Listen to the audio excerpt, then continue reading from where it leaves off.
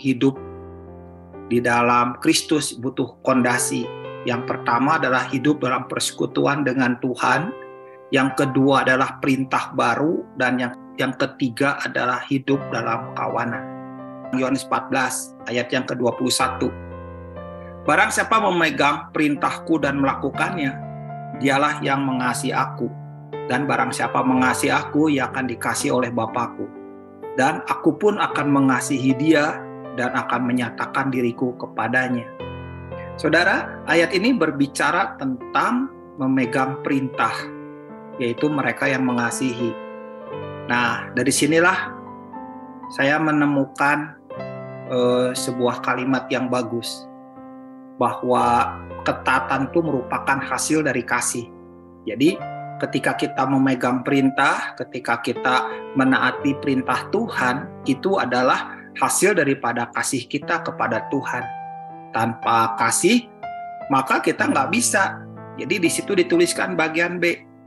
Barang siapa mengasihi aku, ia akan dikasihi oleh Bapa-Ku, dan aku pun akan mengasihinya dan akan menyatakan diriku kepadanya. Jadi siapa yang menerima kasih, itu akan melakukannya, dan orang itu akan semakin mengalami jauh lebih dalam.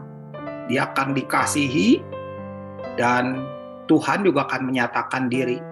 Disitulah mengalami banyak pewahyuan demi pewahyuan. Jadi ketika kita memegang perintah dan menaatinya, atau kalimat di Yohanes 14 ayat 21, barang siapa memegang perintahku dan melakukannya, dialah yang mengasihi aku. Dan kasih itu merupakan hasil dari persekutuan. Kita tidak akan pernah bisa tumbuh dalam hati kita kasih kepada Tuhan tanpa ada persekutuan. Orang-orang selalu pengennya instan. Kita pengen taat, kita pengen dapatkan berkat, kita ingin dapetin perkara-perkara yang begitu besar dari Tuhan, kepercayaan dari Tuhan. Padahal itu tuh nggak pernah tiba-tiba muncul, nggak pernah ada orang tuh tiba-tiba mengalami perkara seperti itu. Ada bagian-bagian yang harus dibangun, ada bagian-bagian yang harus dikerjakan, ada bagian-bagian yang harus setia dari kecil, setia setahap demi setahap, ada bagian-bagian yang harus dibangun dalam persekutuan yang konsisten.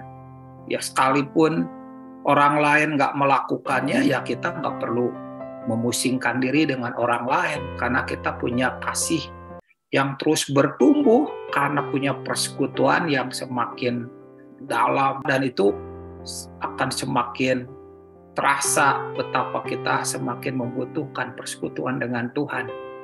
Nah, dari sinilah dasar kenapa kita mengerti bahwa fondasi pertama hidup dalam Kristus adalah ketaatan yang dibangun dari hasil kasih kita kepada Tuhan. Dan kasih itu bertumbuh karena itu hasil dari persekutuan kita dengan Tuhan. Jadi, hidup dalam perjanjian baru adalah hasil dari persekutuan. Diambil dari Yohanes 14 ayat 10 dan 11. Tidak percayakah engkau bahwa aku di dalam Bapa dan Bapa dalam aku? Apa yang aku katakan kepadamu, tidak aku katakan dari diriku sendiri, tetapi Bapa yang diam di dalam aku, Dialah yang melakukan pekerjaannya. Percayalah kepadaku bahwa aku dalam Bapa dan Bapa dalam aku. Atau setidak-tidaknya, percayalah karena pekerjaan-pekerjaan itu sendiri. Disinilah fondasi hidup dalam Kristus adalah hidup dari hasil persekutuan. Tanpa persekutuan, kekristenan itu menjadi seperti gabah. Kelihatannya berisi, padahal tidak berisi.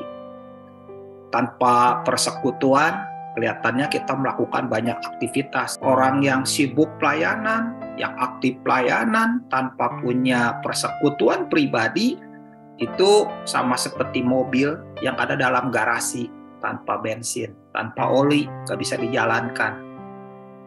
Ya, kekristenan seperti itu gak punya kuasa dan tidak dapat memenuhi kebutuhan perjalanan ke depan, yaitu menggenapi rencana Tuhan.